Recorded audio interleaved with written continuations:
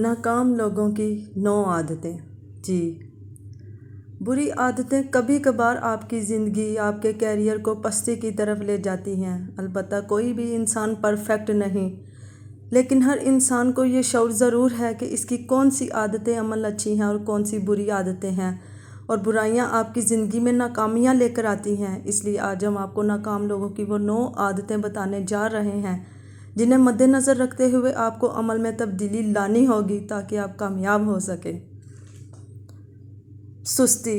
Professional زندگی میں یقیناً سستی دکھانا ایک ناقابل عمل ہے جس کی وجہ سے آپ اپنی نوکری اور عزت کھو سکتے ہیں، اور یہی ایک وجہ ہے کہ ناکام لوگ زیادہ سست ہوتے ہیں۔ دل میں بغض رکھنا۔ ضروری نہیں کہ آپ ہر انسان سے پیار کریں، انہیں پسند کریں یا ان کی عزت کریں۔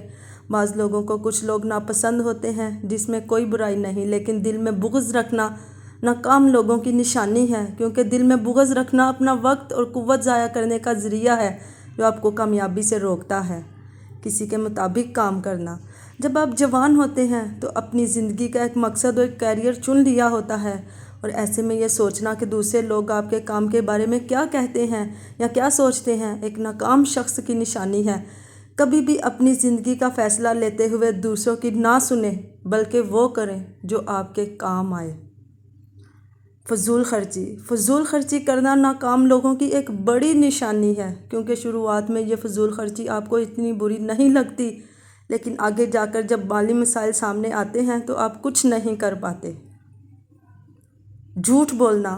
جھوٹ وہی لوگ بولتے ہیں جو سچ سے ڈرتے ہیں، اور سچ سے ڈرنے والے لوگ کبھی کامیاب نہیں ہو پاتے۔